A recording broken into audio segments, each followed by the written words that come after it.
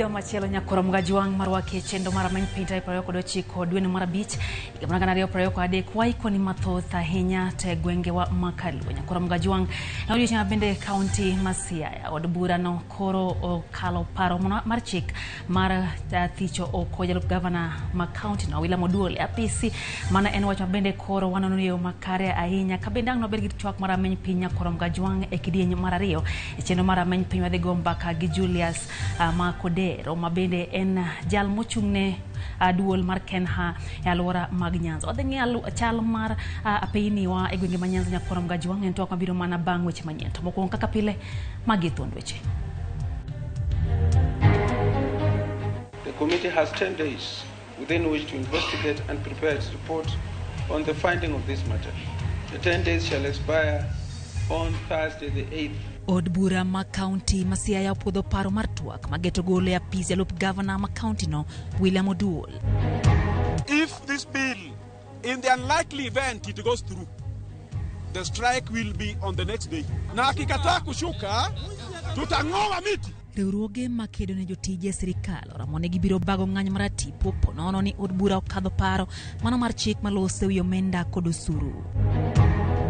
That criminal ground ikirudi hapa hii leo tubaki ni mimi na nyinyi. Jalup jatend piny Kenya Rigathi Gachagua ogolo siem ne jochiw arita ni kik giyie mondo mungiki oduogi e pachoka.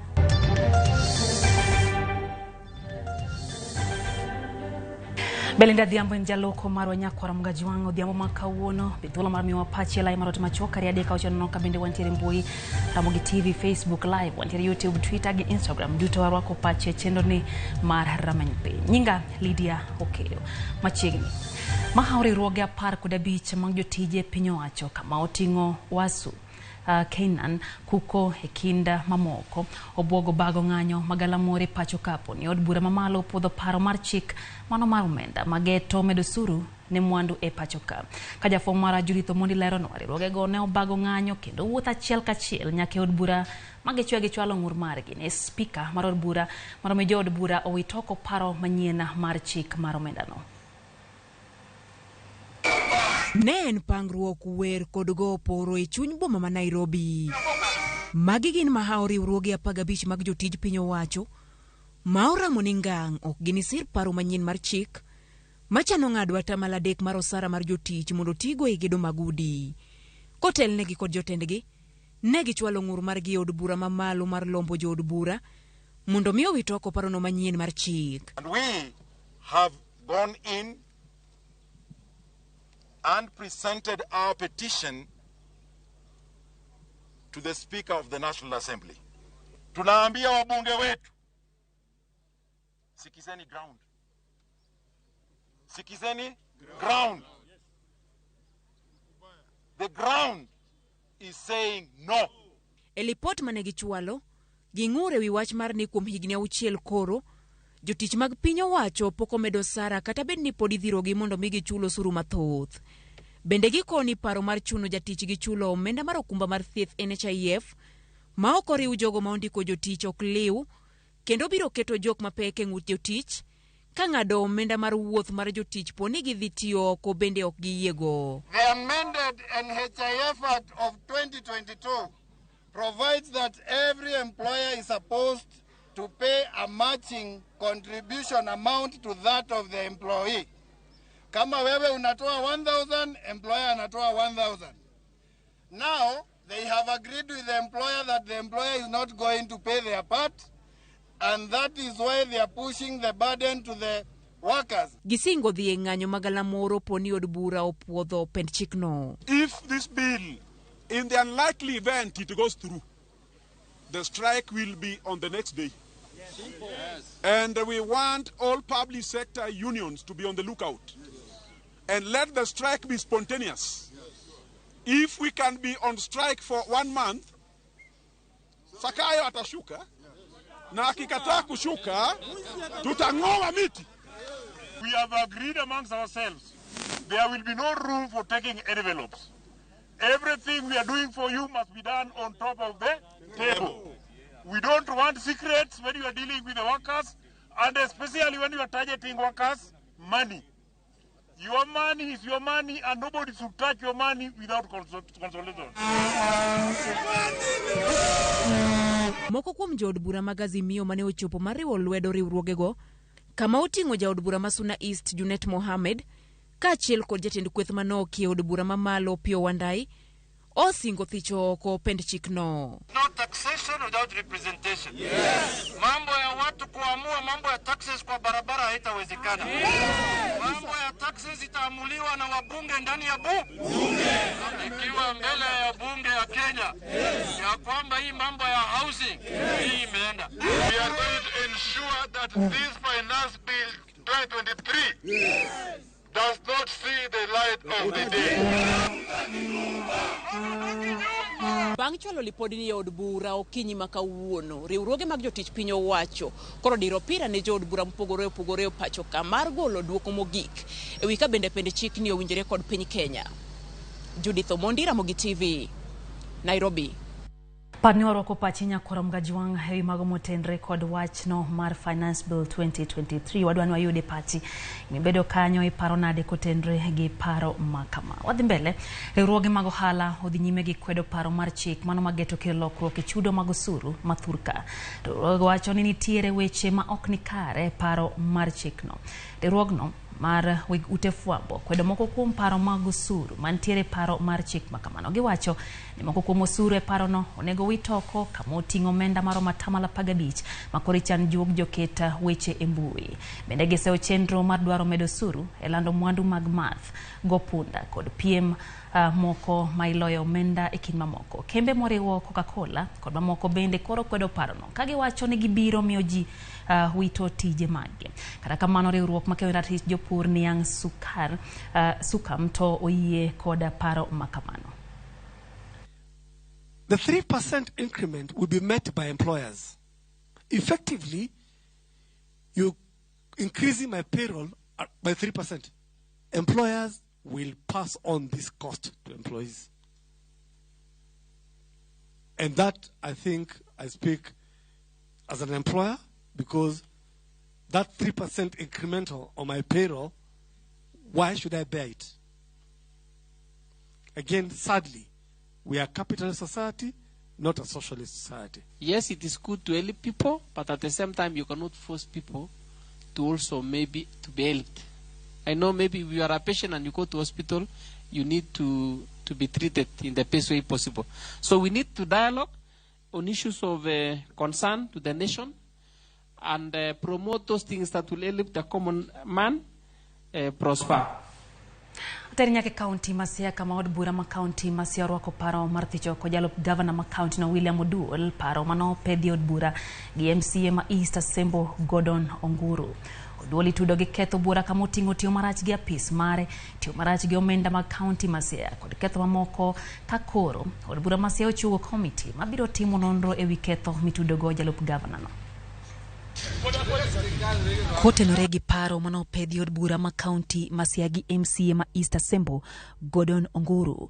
MCAs pradeko koda boro ma county Masia no podho paro mar thicho oko jalop governor ma county no William Oduol e paro mano kali yoro mbulu ma panda ma MCA achiel kende emane okosire.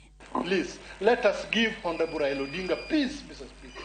When he's busy trying to help us down there and we are busy fighting for useless things. Mr. Speaker, let us give Honorable Raila Odinga peace, because our political opponents up there will find a lot of advantage. William Oduol itudo gi ketho bura kama oting'o ketho chike mathurka mawachore nochuna pisas ma ochung'ne weche mag chiurak kata tenda mag losa piny e county Masia mondo mi olok nonro mag oboke maromo 89 mag tenda go e tok chik. MCS go wacho ni jalup governor no bende osebedo katiyo marach gi apisi mare ka giwacho ni Oduol no tiyo gi apise marach kama no tiyo gi omenda maromo milion 18 e bero apisi mare chenro mane onge budget mar county no. MCAs Masia go wacho ni higa mokalo jalup governor no tiyo marach gi omenda mag county no bang' dhiero momoro mamare wuon kadho wadna mchumbi gi riwruok mar Icepack bura mane onge gi tudruok mora gi county Masia. Kata kamano omenda mar county no tigo e tawo wuodho Oduol kod romo makamano. Oduol bende itudo gi ketho mar roko kendo tiyo marach gi jotij kaunti ma Siaya. Ahinya to mago mane migawo mar omenda ka bende itude gi ketho mano mar kiro weche moko ma ok adiera ne jopiny kama oting'o mago mosebedo kolieko ne piny owacho ma kaunti ma Siaya ok tayo makare. Od burano koro chugo kamiti moting'o MCAs 14 mago mabiro timo nonro kendo manyo neno ewi mago modonjnego duol. Komitino igeno ni biro duogo e od bura bang' ndalo 10 kod neno makamago.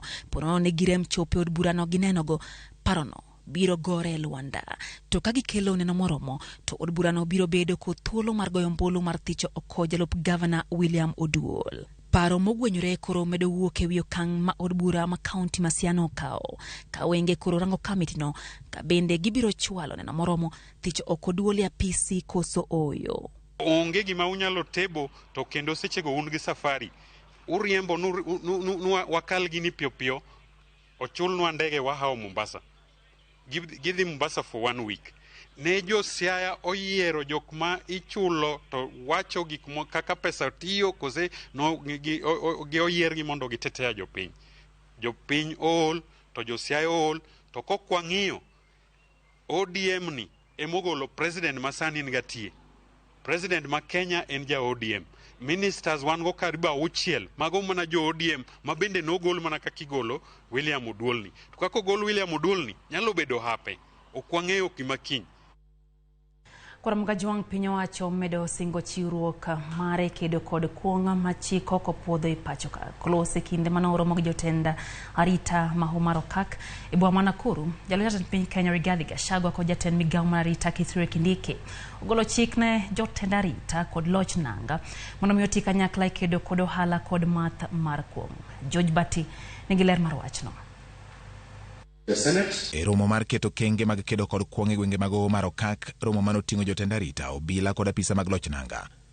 Jalup jatend piny Rigathi Gachagua ogolo chik ne ruodhi kod jolupgi mondo chwal ne jodito mag arita kwe nyinge jonyuok kong'o kod joma uso kuong' machiko go puodho. Our county commissioners, our DCC, muende muite machifu wetu mkubaliane, wapeane list yote ya ile watu wanauza bangi kwa sababu wanawajua. Wapeane list ya ile wote wanapika pombe haramu, wale wote wanatumia license establishment kuuza sumu, wapatie nyinyi hiyo list. Wewe uita kamati yako ufanye kazi. Kopa komo kukumo bila matimo tich manemba ya pedha mar kedo kod kuong' machiko ko puodho. Rigathi Gachagua kata kamano sayo bila moko madonjore ohala mar kunde math e gwenge magitie, kamoko bende kar dhi mako jonyuok kong'o to gin ema yudogi ka gimer tak thing. We are very happy with police officers who are doing a good job. But we have a serious problem with a few of them who have conflict of interest, who have opened bars in the areas where they serve. We have a problem. We have a problem with our police officers who are collecting protection fees. We have a problem with our police officers who are supposed to go and arrest drunkards, but they are more drunk than the people they are going to arrest.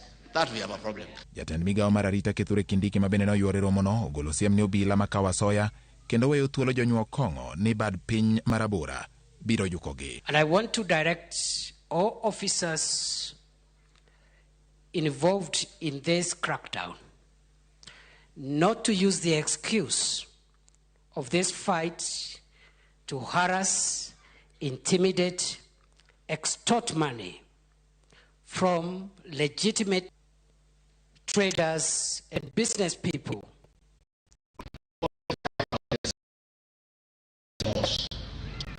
And to make it difficult to license bar and restaurants. Kakoro piny owacho ramo ni giwuok oko mar tieko chuth kuong' machiko ko puodho. Ting' maduong' en dino rode duto mag kuong' ma ok opuodhi madonjo e kuonde mag math ma pachoka. George Bati, Ramogi TV. Kwa dhimbele nyakwa Ramogi gi weche mamoko en jalup jatend piny Kenya Rigathi Gachagua osiemo jotend arita kwe ni kik gi ni kwetha maundu mar Mungiki yudo teko kendo mano maduoge pachoka. Gachagua wacho ni jotend arita ntiere kod ting' mar thiro njore makmago kendo kowinjore kwethno oyud thuolo mora mora. Kolose kaunti ma Nakuru, Gachagua wacho ni josiasa moko bende ne opara manyime e chwalo kwethno mar Mungiki. Gino mowacho ni piny owacho ok bi dhi nyime kata matin. The revival of those camps cannot and will not be allowed. That particular girl we saw in this area is responsible for murder, and I want to talk to parents and our church leaders. Please talk to our young people, mostly in central Kenya, Nakuru here, Laikipia, bit of Eldoret, bit of Lodiani. I want to tell the RC and the regional team, please, that criminal gang, ikirudi hapa hii Rift Valley, ni mimi na nyinyi. That gang cannot, should not be allowed an inch in this region. Kwana magajong mana njatende kweth mar Mungiki Maina Njenga awethuolo kod rambun mar omenda ma aching mar siling 50,000 bang' kwedo ketho abirio ma osomne e nyim doho ma Nakuru. Njenga tudo gi ketho bura moriwo mano mar siro kweth maundu mar Mungiki bende itude gi ketho mar bedo gi bunde tok chik kanyakla kod bedo kod nyasore nyocha omake go ma obila wacho ni romo akota prochiko. Tich ang'wen juma mokalo Njenga nyocha odadhoge e log tich mar okwach kich e wi romo moro mane obago gi kweth moro tarik 11 dweni e gweng' ma Wanyororo e kaunti ma Nakuru.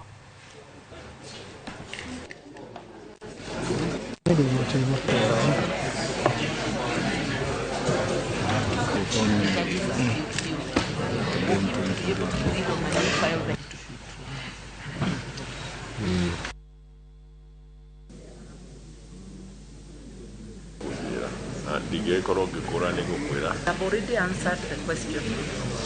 That the ninth accused submitted to a bond of 100,000 shillings or an alternative cash bail of 50,000 as the other co-accused. 2.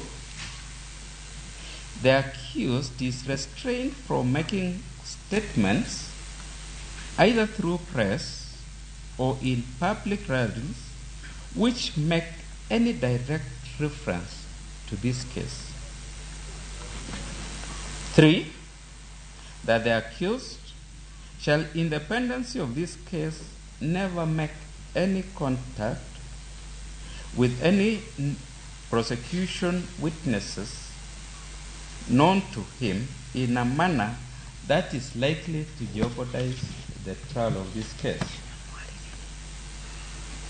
Finally, that any violation of the above condition shall lead to cancellation of the bond terms. Kora magajong ndaka para koda uchiel bang sachilo midhiambo chendo era many pinyero kamano kuom medo kete mana ka Ramogi TV naro ko pachika cha kotendo gi magi mwaikoni odhiao makawuono kapok wadhi yo mokwongo na somo na matina kuom ote mago ino somodhi wacho kanyo ni intere kodwa ke Ramogi TV choponege yo makare kendo fwayo ne johera mag Ramogi TV duto mabende keto wangi secheki Kennedy Oloch wacho kanyo rameny piny ler kendo en bure city kameja kata kamano wacho ni tenda sie magi luth ntie kako sejoge akiani mano tela ina mana Ben Bella neni kacha bende wacho kanyo ni ntiere kodwa kan ntiere kanyandemra mano kwa bwai ikani wacho no isemolo sechegi kati wacho ni MCA masia ya kick gold adop governor William Oduol e apisi jojo kaka neni kacha bende wacho ni jowadwa Mungiki gin jogo mojo gamara tari kendo wacho ni kick pinyo wacho yie mondo gichak giduok kendo mogik to wacho kanyo ne sirikal dwa gero udi to keta onge pesa moketenge minyal gergo ute makamago wacho ni kik ong'ad pesa jopiny paro no okrach kata kamano osara mimiyo oganda be koro pote no miyo bende ng'ato nyalo tho kata kapok oneno ber mar osara ming'ado nyakwaro mgajong mano kanyo pat jojo kaka wayo matin med orna ote ariade ka ochono ka bende wantiere mbui Ramogi TV Facebook live Twitter wantiere kacha YouTube gi Instagram duto orwako pachi wayo matin kwa duogo pod wantiere kod matore chendo mara many piny kete mana ka Ramogi TV.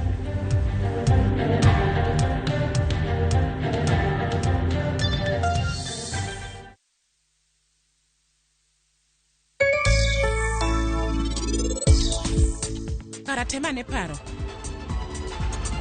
dicho maduong' mane in nitimo chon to nikech gima notimre no mane mamiyo anadwa na keth ngimani masani iwinja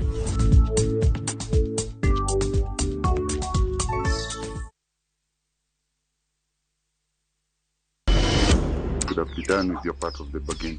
I cannot. You bail out now. you get nothing. Follow the story of Yokubu who blackmails his neighbor. No one is too poor to have something to give. What are you talking about? Wait, please. In addition to everything else, he commits a sexual assault against Stella. I know you've been sleeping with my son. He did it.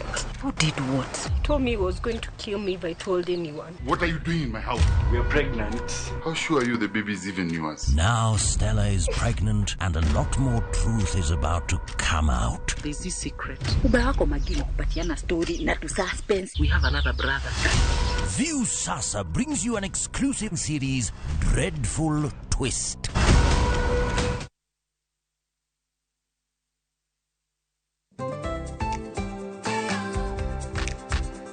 Ng'ama miyo ong'eyo ber mar tim makare kaka math mokinyi manigi ndhadhu kendo milimili kod blue band pile ka pile opong'e gi omega 3 kod omega 6 gi teko madwarore.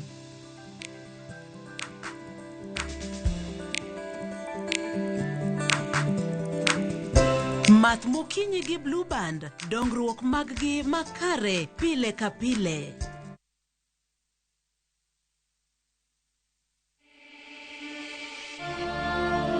In what is now Kenya's worst drought in 40 years, over 5 million Kenyans are facing starvation. And almost 1 million children are staring into an uncertain future due to hunger and malnutrition. The situation is predicted to get even worse in the coming months. Our time to act is now. We have always been there for each other in the spirit of togetherness. One people, one nation. Together, we can help children in the worst hit counties to have a tomorrow to look forward to. Every help counts. To send your donation, dial *802# on your phone or visit www.saidika.co.ke, an initiative of Kenya Red Cross Society and Saidika.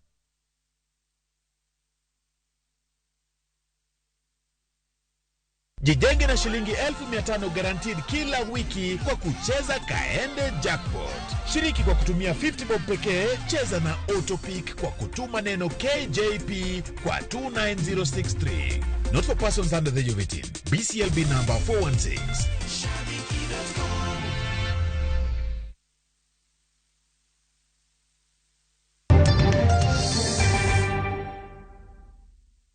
Machiegni kendo nyako Ramogi wang'e chendo mar piny wamenyo ni gwenge makadhwa nam chumbi. Doma malo ochungo duol manyocha ochuogi gi jatend piny Kenya William Ruto manono tho mag dhano Tandawuoya manyocha timore e gwenge mashaka hola.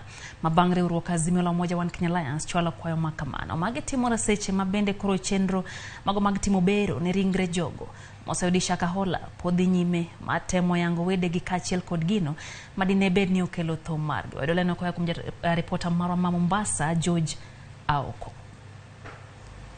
Kane ochungo duol no e wino no tho ma Shaka Hola, jang'ad bura Lawrence Mugambi koni okang' mar chuoge ne oken dwach jopiny ni mar od bura mar Senate kachiel kod obila dhi nyime kod timo nonro makamano. Jang'ad bura no koni kweth ariyogo sane chulo omenda jopiny omiyo kelo kweth machielo dhi medo muonyo omenda makore lach. E kwayo margi, riwruog Azimio la Umoja ne okoni jatend piny Kenya William Ruto ne omiyore owuon teko mar chuogo duol no, kato bedo ni teko makamano nitiere e lwet od bura mamalo. Kopogore gi mano, ringre ji 34 manoyudi koiki e bungu ma Shaka Hola ne otimnegi bero e chenro madhi nyime kar thieth ma Malindi mar yango gima dine kel tho margi. Today we managed to do a total of 34 postmortems. And of these 34 postmortems, 21 of them were female, while 10 were males. 3 of these we are unable to determine the sex and gender, reason being that they were badly decomposed. As for the age, 22 of them were adults, while 12 were children. So we found that most of them were severely decomposed, being that 32 of them were severely decomposed, while 2 of them were moderately decomposed.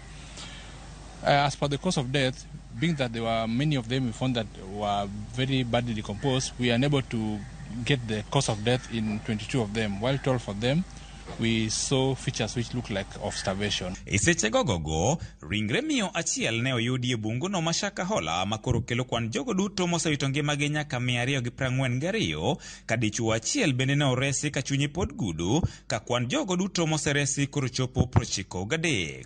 To e doho ma Mombasa, jadolo Ezekiel Odero e buo kinde mage ne ochwalo kwayo nyim jang'ad bura Olga Sewe kod wani owit kuchande okang' mar loro wang' jowi mar kanisane. Okoni bang' doho chike mondo mi odhi e nyim duol mochung' ne weche fwambo kod keyo midendo ni multimedia giyango ni kwan jokanyono mag duolno nok kaluwore gi chik omiyo ok ginyal ng'ado bura ma kamano.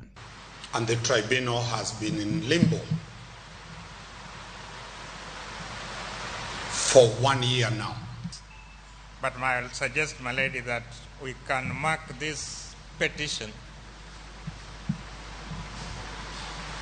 as closed or settled. And issuance of the prayers at paragraph E may lead to a situation then where my clients may be cited for contempt of court orders. So my two orders are as follows. That the petition be mentioned on a date we'll give you shortly for a status update on the investigations. And 2, that the petitioner considers amending the petition to reflect the current status of his cause of action. Bang' mano, jadolo Ezekiel ne ochope nyima pisas mag okwach kich Mombasa kaka ne doho mashanzo chike bang' weye thuolo. They are not ready to proceed with anything at this particular moment. They have no questions for us at this particular moment. We cannot record any further statement at this particular moment. So at this particular moment, we are free to go. So we are told again we'll report next week on Monday. George Aoko, Ramogi TV, Mombasa. Emago mag thieth nyakwara mga jwang' migao mar thieth e kaunti ma Homa Bay oyango ne orido chenro mar kedo kod landruok tuo mar nyaldiema mano omuoch e boma ma Sindo e kar chung' od bura ma Suba South ka jotuo 16 ma ogamo nyaldiema to pod nitiere kuonde thieth. Tuo mar nyaldiema ne omuoch e dho wath ma Wadiang'a kod boma ma Sindo jumbe 2 mokalo ka ji ma kwan gi romo 98 tuono osemako e alworano. Apisas ma ochung' ne thieth e kaunti ma Homa Bay okone gisetemo duoko chien landruok mar tuo mar nyaldiema. Chakru wuogi nitie achiel ariyo adek ma wasetimo kaka sirkal. Number 1, we reactivate our response surveillance and response systems. Number 2, nyamrerwa tenu biro on board. We ensure ni wanyalo collaborate gi jomoko mopogore moyle. Sani koro waketo tents ariyo madongo oko miluongo ni isolation centers. Waneno ka the numbers are going down, manyiso ni epidemiologically nyiso ni the response is good and we are happy. And waduoko ne jopiny bero kamano kuom winjo wach to kuom taking the action mar thiedho pi. To wagombo ni moving forward wang'en kaka wanyalo modho pi maler. Wik mokalo nyo wachulo nyamrerwa duto te Homa Bay County gowi margi mane wango. Duoko mwayudo kuom tuoche mang'eny Homa Bay pod ni malo. Emomiyo watemo kabisa mondo watigi CHVs kendo wagonegi erokamano kuom tich matek magisebedo ka gitiyo. Waduoko negi erokamano kabisa kendo wamor kabisa partnering kodgi. Wabiro bende nyiewo negi tools magitiyogo. Nitie gik moko be ma pod giongego kaka umbrellas, gumboots, overalls. Koro mga jwang' piny owacho biro keto maine kedo kod mwandu ma itimo yor mbui kaka yo mar neno ni dongruok mabiro kod yore mag tudruok manyasani ok bi kod midhiero. Jatend migao mar tudruok Eliud Walo wacho ni dongruok e yore mag tudruok mapacho ka bende osebiro kod midhiero moko kaka ketho nying joma moko, keyo weche mag miriambo kaachiel kod mecho manyaka rang kaka koro inyal geng' mapiyo. Walo ne lose nyasi moro mar yango ripot ewi kaka rawere tiyo kod mbui.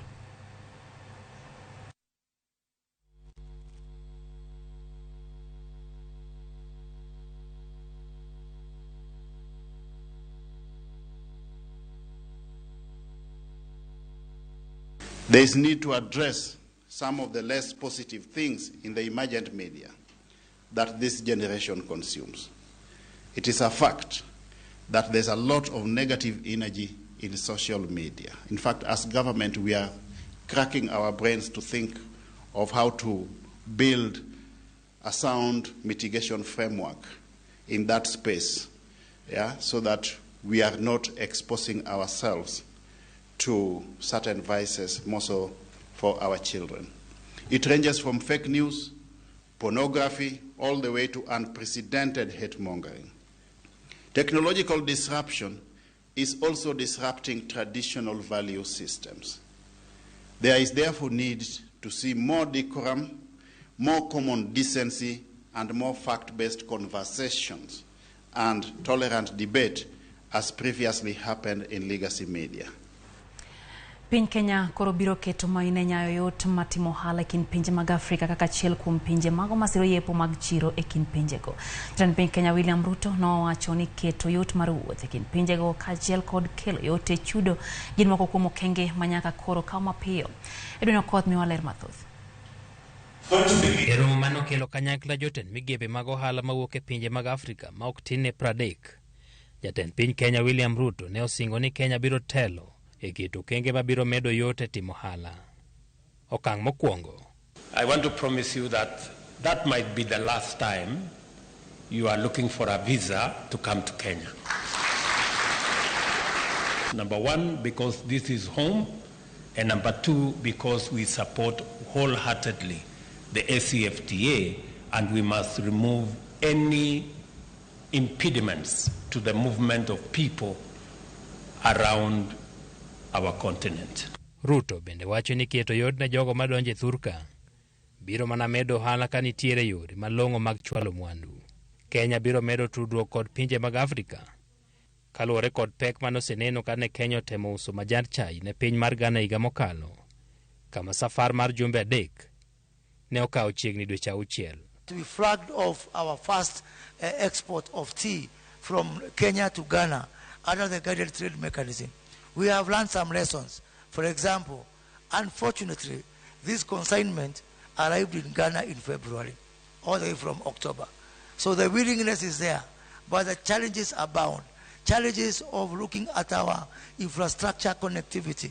Lack of efficient transport networks increases the price of goods traded among African countries by between 30 and 40%. You've heard from my Minister for Trade that tea, which was supposed to take 3 weeks or less to get to Ghana, took 3 months. Because it didn't go to Ghana, it went the opposite direction first because of transport logistics. Kit mwandu ma Afrika chwalo e pinje ma oko tin. Puro komi pek moromo, kendo ohala kind pinje mag Afrika en mana 17% kende, ka opim kod 70% mar ohala ma pinje mag Europe timo e kindgi giwegi. E ohala matin no, pek mar tiyo kod dola mar Amerika pod ok mi Afrika thuolo mayot e timo ohala. Ruto wacho ni yo koro nyaka yud mapiyo mondo pinje mag Afrika onyal chudo kod omenda maggi ma ok gimanyo dola mag Amerika. And all our businessmen are struggling to make payments for goods and services from one country to another because of differences in currencies. And in the middle of all this, we are all subjected to a dollar environment. All our business people are stranded. Egypt cannot pay for our tea because they are looking for dollars. We cannot pay for their sugar because we are also looking for dollars. Romo no madhi nyime kuom ndalo 3 bende okelo thuolo ma jotend piny owacho nyalo tiyo go golo moko kuom chike mag osuru mathiro ohala e kind pinje mag Afrika. Bang' ndalo 3, romo ma kama biro kelo dwaro ma johala ni godo makikete mesa mondo piny owacho keti kaka inyalo nyaw ohala matimore kinde mag pinje mag Afrika. Edwin Okoth, Ramogi TV, Nairobi.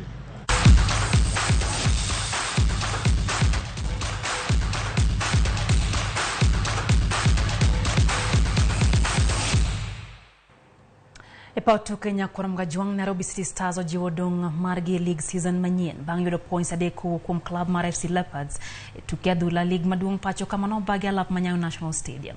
City Stars noloyo club mar FC Leopards gonde 2-0. Victor Mune noketo Leopards mbele gol achiel e dakika mar 18. Nairobi City Stars noduogo gi liet kendo oyudo gol margi mokwongo e dakika mar 65 kokalo kuom jatugo Kelvin Etemesi manomedo gol mar 2 mana kod dakika achiel to tugo rumo. Gol no manomiyo Nairobi City Stars loch. Leopards omako thuolo mar 7 chung' mar klepe ka Nairobi City Stars omako thuolo mar 15.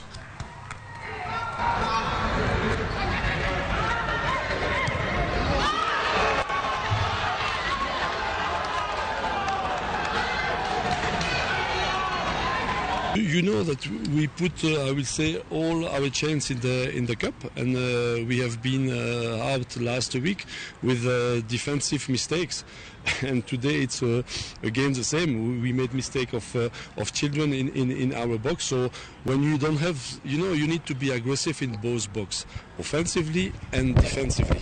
It's amazing how these boys have grown up to now. I think the work we've been doing, I think it's now paying off, and you could see in the second leg we did very well, and I'm happy about the players who came in, and those who joined in the second leg. I think we're forming a very formidable force, and you can see the progress just by the results. Kapodonge mago mag tuke nyakwaro mga juang riwruok matao tuke mago kapu pacho kao yango jotugo madhi tuge na piny Kenya e piem mag manyo tiko mar yore tuke mag Olympics mibiro bage e piny mar France higa mar 2024.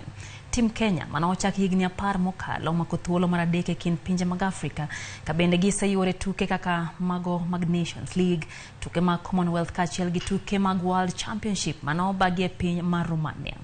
Kocha mar Tim Kenya olero ni jotuke biro chako timo ikruok machon ka koro giketo timo maber e tukego mag Olympics. Komachielo jagoro maduong' mar riwruok matao tuke mag Olympics olero ni riwruogno biro konyo timno timo ikruok makare ka koro giketo tero Tim Kenya e tuke mag ikruok kaka mago mar pinje Afrika mibiro bagi romo kata e boma mar Tunis kaachiel gi tuke mag pinje mangima mitudo e dho wath. One stage, I repeat, we're amongst the best now. So other countries also talking about Kenya as a country.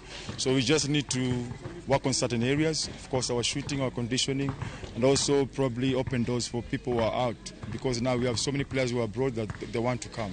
We would like to give the basketball team slightly better opportunity than they have gotten in the past. One of them is early training, early preparation, and we are working extremely hard to be able to give them international exposure. We hope we can be able to send the team to several tournaments, not the specific Africa Championship or the World Championship, but build up matches so they can be able to come very, very close to their international counterparts.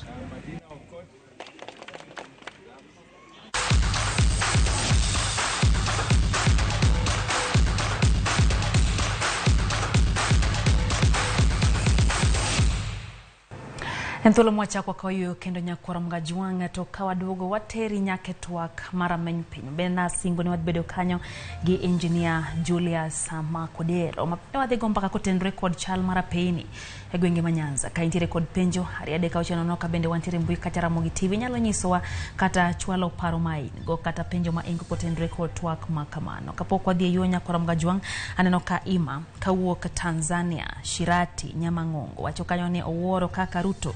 Chuno jotije gi udi ma ok gidwa wacho en Ramogi TV e yo maleranya piny Tanzania. Martin Ochieng Lago kawuok Rwende wacho ni Kisumu East Ramogi TV lera hinya gin kanyo gi mama gi Nyalango kata minora girito ikete mana ka Ramogi TV. Berel kawuok Kombewa bende wacho ni girito mana chenro mamoko wacho kata ni ahinya to thapki morito bang' twaka mano mar rameny piny. Kwa Ramogi yo Martin kwa duogo Doko twak maramany pi merikete mana ka Ramogi TV.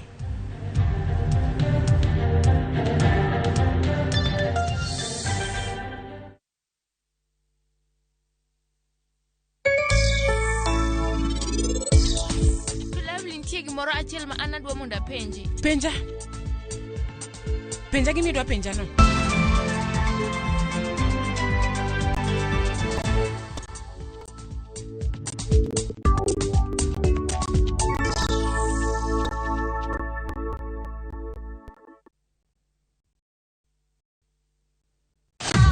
What would you do?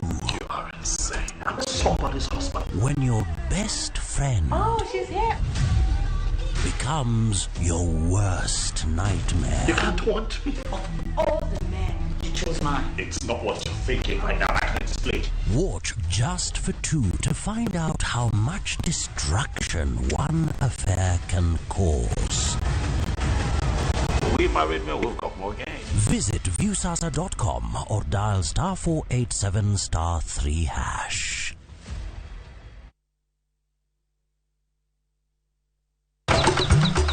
E odiechieng' mar aboro, Nyasaye nong'iyo piny moneno ni ber koketo jarit e paradiso mare mane piny ka. Emomiyo Nyasaye nochweyo japur. Chakore achaka gi kodhi achiel mopidho gi hera matin.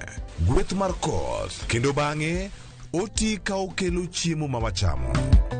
Donge wanyalo loso puodho maber ma wacham chiemo mawuok kama ler kendo kama mor. Riwri gi Alori nyaka Black e chenro mar pur gi ohala. Chieng' tich adek ka tich adek, saa 1:45 mar otieno. Mana e Ramogi TV.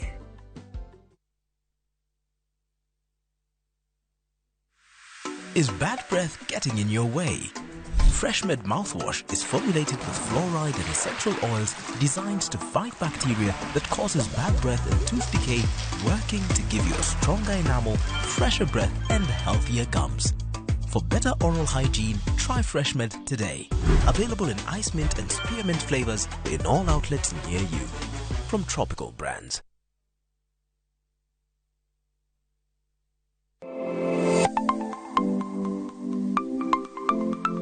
Ramogi juanga ng'ato ka ng'ato inyuolo kod pok mare makende.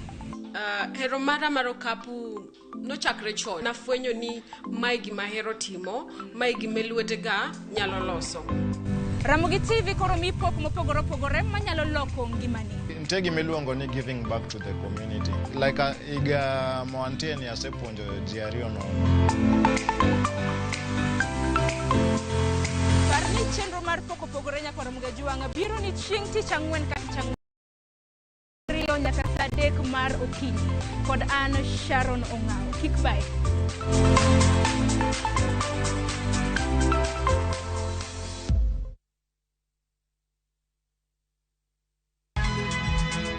Nyakwa Ramogi. Wachaka ni weche matimore sa. Gige dongruok en gigo eko ma en hakini, ok en gima miyi gi mich. Buch jopiny. Adier gima dhi mbele sani, Trevor dhano kech nego. Alo, ber ahinya udhi nade? Wadhi maber Musa, penjari penjo mibni godo no mar senator. Tich adek ka tich adek, tudri gi jalendo Trevor Ombija, janding opanga jonyakach dendo nombija taya nyakwar guok kocha pesa. Sadek otieno, mana e Ramogi TV. Kik bai.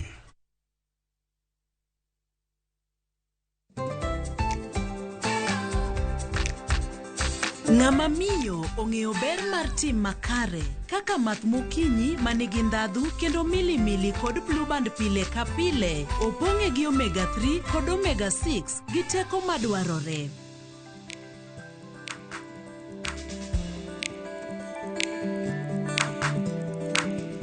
Math mokinyi gi blue band, dongruok mag-gi makare pile ka pile.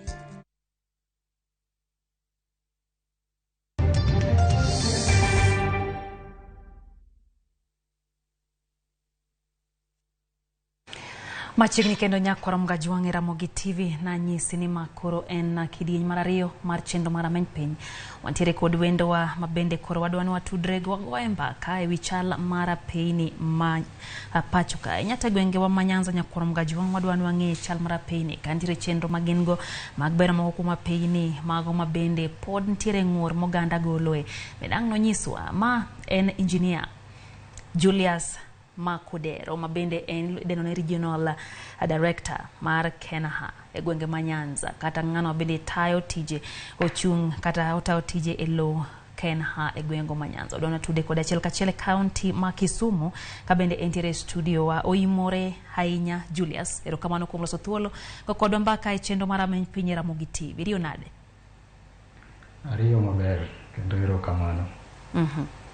Samoro thoth oganda thowacho ni ok di mere kongi. Tadwa mi thuolo mar pimo nwani to ere kamikete chenro maga peyni mathurka. Nyagwenge ma Nyanza mabende chung'ne kaka jago na bende tayo chenro no. Nyiswa ni to kigoyo picha. Chal mara peyni wachal nade nyaka sechegi. Pono ni untiere gi chenro mora sechegi kata mana kinde mabiro nyalo nyiso wa bende. Nyiswa ni to kitiyo gi wang'i kapok wamwanyo pach jopiny. Ine onade? Usetiyo nade gwenge ma Nyanza? Erokamano ahinya. Aparo ni Kenaha kata Kenya National Highways Authority osebedo ka tiyo e ndeche mang'eny gwenge mag Nyanza, ma bende wantiere gi ndeche manyien moseger ma connectwa gi Tanganyika kendo ma o connect Kisumu gi Busia. To kopogre gi mano, nitiere ndeche malaro kilomita 1,500 ma gin ndeche ma osiko waloso ka nitiere gima kethore, kaka iyudo ka ndeche ong'adore to kendo waloso kendo waiko maber. Omiyo e higni malaro kaka abiriyo mosekalo, sirikal osebedo ka oketo pesa mamiyo nderni chalo kaka gichalo kamano e Nyanza. Gin ndeche ma kata koth chwe gisebedo ka gidong' ka gin maber, kendo iyudo ka darejni medo tiyo kata odoko ni koth bedo mang'eny. Kendo waseketo mipango mamiyo ndechego kata ng'ato tiyo kodgi to gin ndeche moko ma ok kel ajali kata miyo gik moko kethore. Erokamano. Erokamano ahinya injinia. Awinjo kitajo wach mar Isibania. We ateri e gwenge ma Isibania ntiere apaya kanyo ma winjo beni tudo Isibania ahero ka bende ochomo piny ma Tanzania. Nyaka sege na pa ma bende sani ochung' kendo gima dhi mbele onge. Nyiswa ni tere chenro ma ungo. Tang'o miyo chung' nyaka sechegi ka gimitime bende onge, ka jopiny bende koro yuago ni apaya no poko lose kaka winjo bed ni lose. Ang'o mosetimore apaya no madonjo Isibania kachope piny Tanzania? Erokamano ahinya. Ndara maya Isibania kabiro nyaka Ahero en ndara moger to international standards, ma nyisore ni en ndara madwaro pesa mang'eny kendo ne en ndara maniloso ka yudo pesa e African Development Bank. Koro ndara no kanochakre to ne nitiere budget mane kaka no opangi nok rom, ma bende nochunowa manyaka wadhi wamedo budget. Emomiyo ne nyalo nenre ni nderni go nochung', lakini no gichung' masani kaka wawuoyo ni contractor nitiere ground kendo otiyo e town mar Kisii kalure gi kaka osetiyo e town mar Migori kendo all the way nyaka Ahero. Gimodong' sani maduong' e ndara no en wicho rangi kendo giketo signs kata gik ranyisi manyiso kaka ng'ato onego bed ni tiyo gi ndara no. En genowa ni sani kalure gi pesa moseket tenge, ndara no onego bed ni tich modong' no itieko in another 2 to 4 months. Julia, seche miwacho ni ntiere apaya kata ntiere omenda mathoth manodwaro mondo mi ogergo apaya no, ka bende wacho kanyo ni nodwaro omenda mathoth ma be ne ok obedo e sechego. En tij ng'a mar neno ni apaya miloso romre gi pesa miyudo? Pile giwacho ni ng'ado kodi koluwore gi kaka dendi romo. En tij ng'a mondo mi one ni omenda ni bo odhi romo loso apaya ni ma ok wachako gimok wanya tieko? Mano nok en ni omenda nok rom. Gima ne timre en ni sama sirikal loso budget, nitiere kaka nyaka ging'e nyaka nderni mamoko to kalure gi pesa manitiere. Koro gima noketno ne nokete ni mondo onyalo tiyo sokoma tijno matiek tijno kaka dwarore. Odoko ni contractors manwayudo ne gin contractors mane tiyo matek kendo ne ginyalo tiyo e yo moro matin tiyudo ka gisetiyo kamoro maduong' ahinya. Koro omiyo ne gitiyo gi pesa cha e yo morikni ahinya moloyo kaka sirikal nopango pesa no. but sani to koro pesa no waseyudo mabende kendo okonego bed ni koro contractor chung kendo. En tij ng'a mar pango weche mag omenda? En tij Ken Hakoso mar piny owacho? Mano mar piny owacho, kendo kaka Kenha wan wayudo budget wa through the Ministry of Roads. Koro piny owacho ema pangonwa kendo od bura ema nyalo approve budget mar higa ka higa. Rokamano Julius, nwaneno ka jumbe matin mokalo ni ntiere masira manowuok e Ahero kama Kisumu County kama ne ntiere trailer mano obayo moluar piny kendo nohinyo jomoko. Ntie wach mabende otenre kod loche ting'o moheo kama winjo bed ni gigikie. Ere gima Kenha timo? Mane one wach ni odilgo nikech ntiere weche mabende koro medo tucho ka masiche medo wuok kotenre kod loche mabende ting'o moheo kwan mwinjo bed ni giting'o. Ere gima utimo kaka duol no mar Kenha mane ni ugeng'o masiche makama nyamago mikelo kod loche mating'o misigo moheo mano mwinjo bed ni giting'o? Loche mating'o msigo moheo kaka onego bed ni giting'o, kaka Kenha wan gi department ma bende ng'iyo misigo kaka loche oting'o. Nyanza ka wan gi weighbridge Rongo, kendo nitiere virtual weighbridge kata weighbridge ma onge ng'ama chungi Ahero kacha.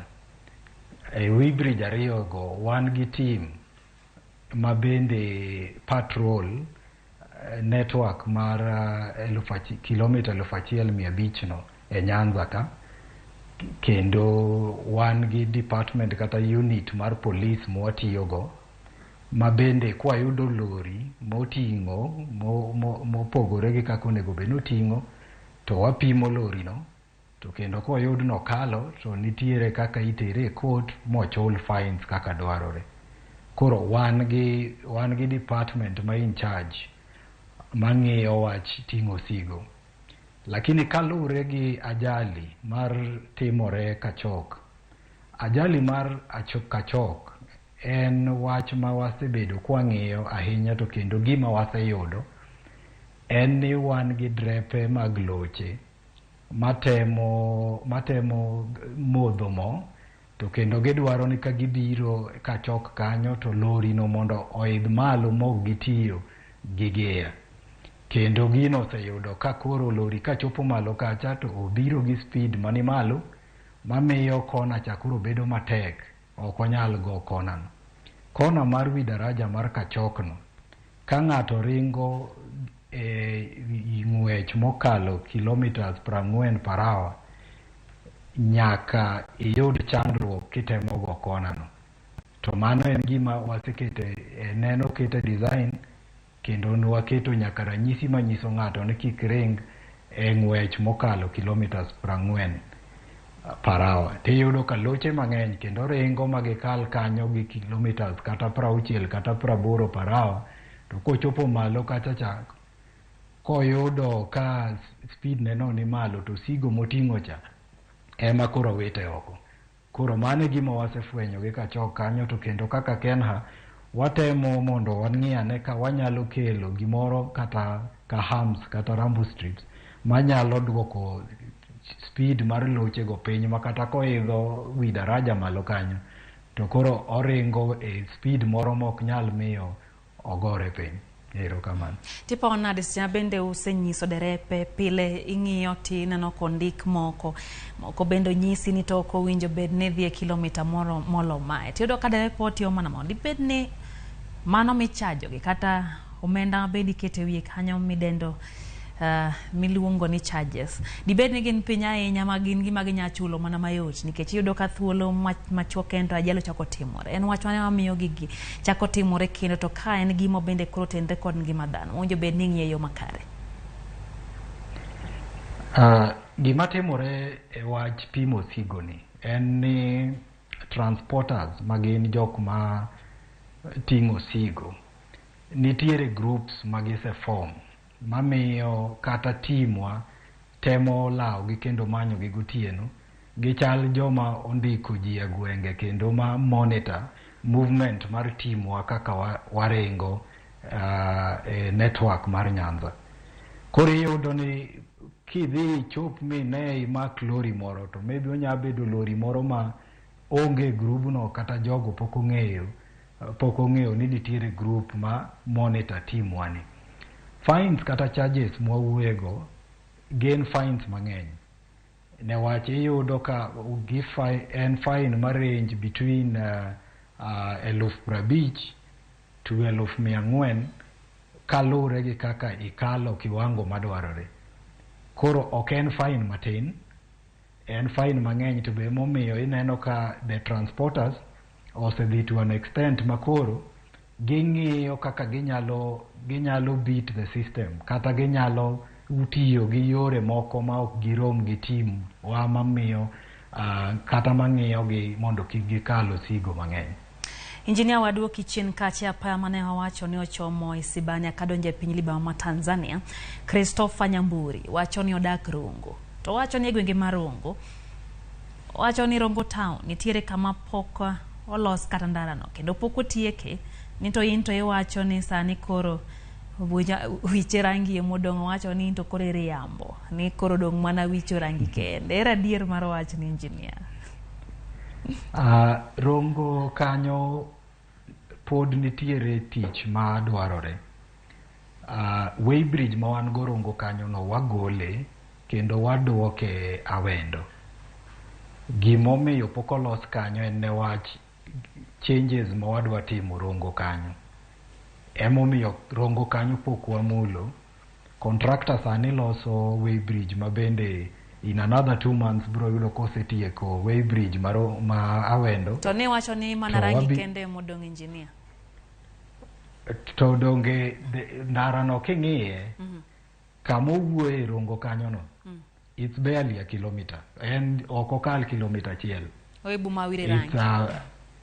Ok ni bro wire rangi, ibro lose bang' ka Rongo weighbridge osedok Awendo, koseteri Awendo. Koro apano pok orumo nyaka sechegi. Koro nwa penjo gimomiyo nodo ne pod ochung' kendo mano nyiso ni ok rangi kende modong kake kuonge nyiso acha. Jopiny neno kendo giketo wang'i gidwa mondo ging'e adier. Gima wacho en ni gedo kae mar ndara nitiere gima waluongo ni substantial completion. Ndara kosechopo 80% according to us en ndara minyalo tigo kendo en gima wa regard ka gima en substantially complete. Koro final completion to podi. Gima wawacho ka ni ndara no jopiny sani nyalo tiyo kode up to about 85%. Gimodong ne 85% ni emana wacho ni odong wicho rangi. To giketo bumps e centers madongo ma waseng'iyo mwaneno ni ajali ng'enye. Mane gimodong. Lakini pod wan gi Rongo kanyo ma wacho ni it's just about 1 kilometer ma wabro loso bang' kwasetero Rongo weighbridge Awendo. Mar ariyo awacho ni Kisii kacha be wan gi about another kilometer ma bende watiye sani. Koro kuonde ariyo go e kuonde ma wacho ni en onyalo bedo no dong ni en gi tich moro mang'eny moeo pako rangi. Lakini the rest of the road en gimodong ne kacha en pako rangi. Mano kende. Kapoda nitiere Christopher Nyamburi ni nitiere kod penjo ariyo machielo wacho ni nitiere yo mar Nyarach ndege Oriedo nyaka Rangwe mane jatend piny Kenya oyao kapok odhi kata kilomita achiel. To wacho ni wach kilomita ni osechopo kanyo, wach ndara ni osechopo kure kendo wacho ni gedo no chung kane bang' jatend piny Kenya Uhuru Kenyatta no wuok e telo. Koro contractor mo wacho ni ma en MP mar Rongo be olala ki adier mar wach no. Dang' ilerne jopiny to wach no ni nade. Anyata ya paya ma bende giwacho ni oya Nyarach ndege Oriedo kochomo Rangwe. Erokamano ahinya kuom penjo no. Ndara ma Nyamburi wuoyeno en ndara ma ing'iyo gi KERA ma en Kenya Rural Roads Authority. An achung' ne nderni madongo ma kendo tero wa Tanzania gi Uganda ma kizungu luongo ni highways. Koro Nyarach nyaka Rangweni ok en highway, en rural roads. Omiyo abro kwayo ni penjono onyalo bedo directed to KERA, ma en Kenya Rural Roads Authority. Erokamano Julius Ageno Nyamburi owinjo wachno makare. We waduoge e highway kama koro ing'eyo ni emibetie piny kende ma komi nitiere waseyudo ka kuonde mantiere apeyni madongo miwachogo Julius. Yudo ka jo ohala thoro timo ohelni e dho apeyni go. Ka en gima bende nyalo ketho ngima dhano, ahinya to nyalo kelo masiche mag apaya. Bende koro giliere bath ndara, nitie kuonde miuse, to king'iyo kaka gibedo gi ohelni magitimo, en gima bende nyalo medo kelo masira e pacho ka. Nyiswa ni to en ang'o gini mutimo maneno ni uyudo, akiane unyalo yudo negi kuma ginyalo time ohala, koso unyalo golo gi. Nyiswa ni to ere kamukete wachni kaka duol mar KENHA. Aparo ni kaka duol mar KENHA, ma en wach ma kelonwa tich matek kendo wakawe very seriously. Newach nitiere kaka jopiny giamini ni ohala nitiere bath ndara, kendo nyalo yudo ka ji obiro mopedho nyaka gik moko e tie ndara. Ng'ato uso alot, ng'ato uso nyanya, ng'ato uso wuoche, nyaka yien midhi pedhi iuso e wi ndara. Wasebedo kwa wuoyo gi jopiny kendo watimo sensitization. Wan ga gi road shows moko ma watimo ma target centers madongo ma iyude ka ji opong' kacha. E dwe mar 2 ka ne waringo e gwenge mag Kisii gi Nyamira kendo nwabiro nyaka Homa Bay. Kwa ringo e centers madongo go kendo kwa sensitize jopiny, kwa nyiso gi dangers mag bede bath ndara. Newach magi gik ma waseneno ka kelo masira, kendo ka nego jok mane ne onge ndara, ne gin mane bath ndara kendo ne gichung' kanyo. Koro watimo sensitization no, to kendo mar 2 seche moko bende chunowa ma wati nyaka gi chik mar piny, ma kendo nitiere kata joma be wadhi mwamaki ka waneno ni en gimoro maduong' ahinya mabiro e bath ndara manyalo kelo masira, to kendo wamako gi ma watergi e court mondo mi oyalgi e court. Lakini chik oyiene KENHA timo gik moko 2. Mokwongo chik oyiena ni mondo abi mondo agoli e ndara kendo agol gigeni manie ndarago. Chik kendo oyiena ni mondo abi mondo amaki kendo mondo oteri e court mondo ibed charged according to the law.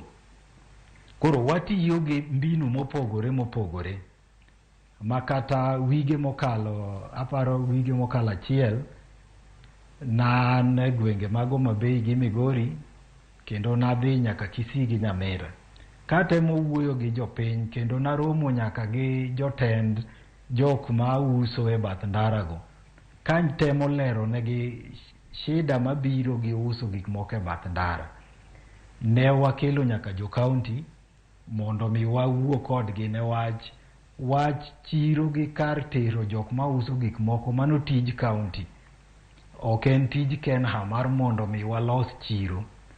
Koro nwatemo wuoyo gi jo county ni kaber to jok matiyo e bath ndara ok onego mi trading license, ne wach gin jok matiyo kama ok owinjore kendo kama osekelo ne masira.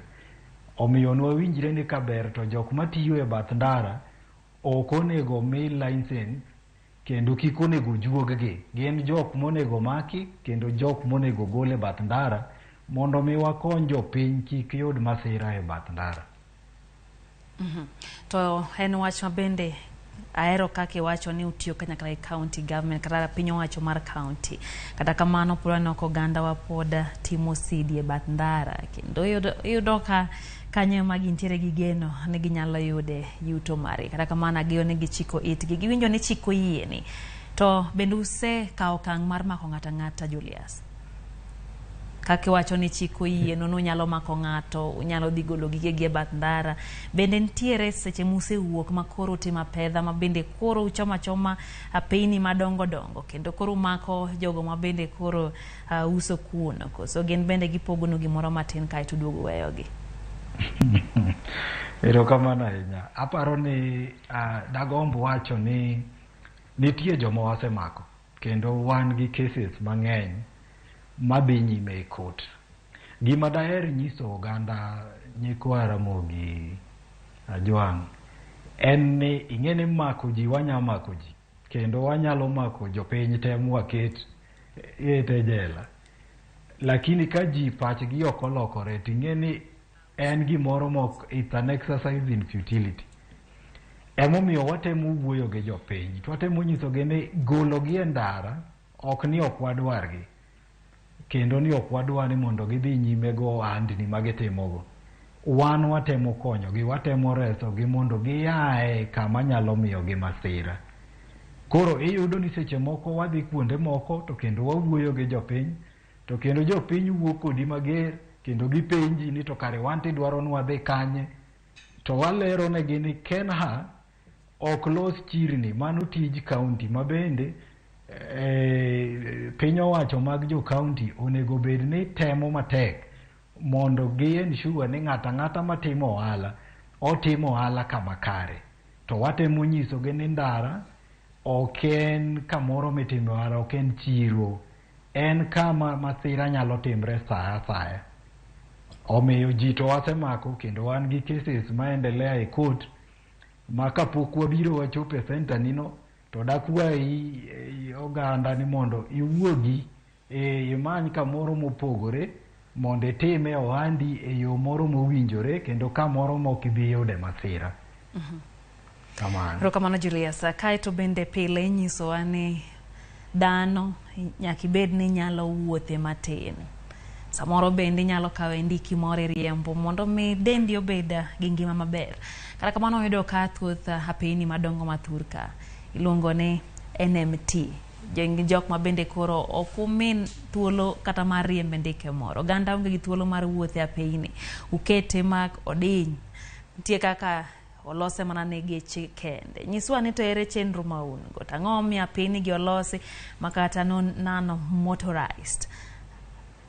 Onge gi thuolo mora mora mar bedi apeyni. Iyudo ka pinje machalo Netherlands nitie ndiga minya wuogo kendo ichop kama idhiye. To Kenya ka kitemo nitie apeyni abendo diyore, ok umiyo thuolo jok manyalo wuotho gi tiendgi, ok umiyo thuolo jok manyalo dwaro riembo ndikgi. Ere chenro maun go to ma obedo nade? Ang'o mi wachopo kama wachopeni? Erokamano ahinya kuom penjo mipenjono, kendo daher lero ne oganda piny ni highways ma wan go mang'eny piny ka, to kata Nyanza is not an exception, en ni they are rural highways. Yani gin highways moko ma ok gintiere e town kata wanyalo wacho ni kamoro maduong'. Omiyo kaka Kenha gima ne watimo kata gima watimo mipango ma wan go en ni samiloso ndara cha wan gi kuonde ariyo maduong' e ndaran. Wan gi gima waluongo ni carriageway ma en kama gari ringe, to kendo carriageway no en inyalo ng'eye gi rangi marochere ariyo manitiere tung' mar ndara. Gimoro amora matiyo gi mafuta, obed apiko, obed tuk-tuk, obed gari, en onego bed notiyo e kind line ariyo marocherego. Adieri line ariyo marocherego nitiere line ma ratong' manie diere, kendo line ma ratong' manie diere no iyudo ni nitie kuonde moko ma en dot dot, to nitiere kuonde moko ma en omakore. Engineer wuoyo kodi kata midusa kane goro ndara, nogoro ndara gi rangino. Kamineno ni nitiere line ma en broken no, midusa nyisi ni kanyo king'iyo mbele miyudo ka onge gari mabiro tinyalo overtake. To kama iyudo ka line no en omakore, midusa nyisi ni kitemo ni dwa overtake, to koro kiki blame engineer kata Kenha, newach wan waseneno masira mabiro yudi. NMT kakidende no kata non-motorized traffic no en jok mawuotho gi tiegi, jok mariembo ndigni, gin jok monego bed ni tiyo kata wuotho beyond line marochere go. ma waluongo ni shoulder, wadende ni shoulder. Shoulder ni en onego bed ni en mar jok mawuotho kata jok mariembo ndigni.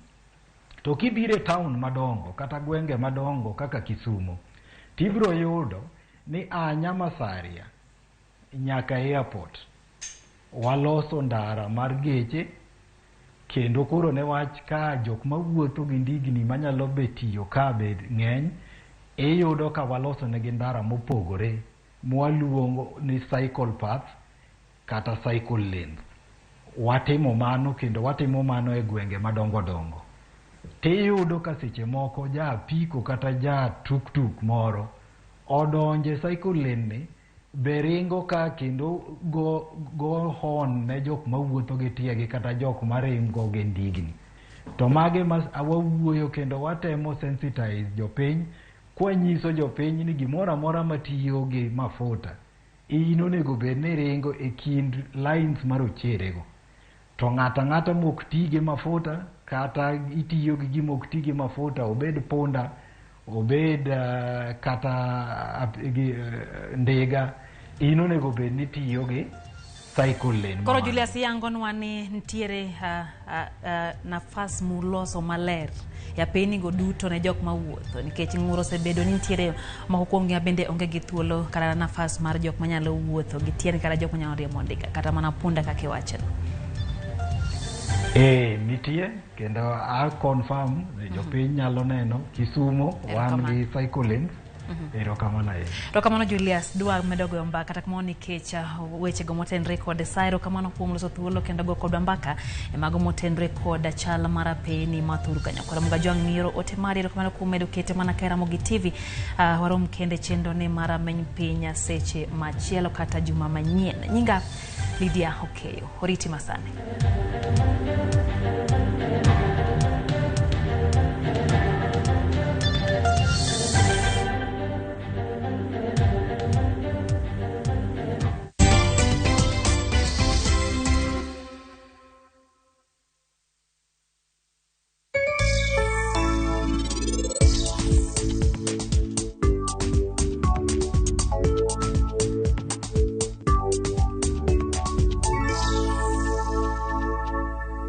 We partner with communities across all 47 counties. We partner with people through the values we share, the people who inspire us, and the lives we continue to touch.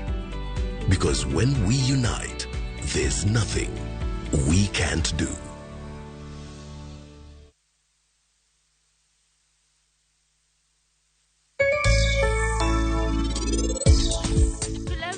Moro achiel ma anadwa monda penji. Penja gimi dwa penja no.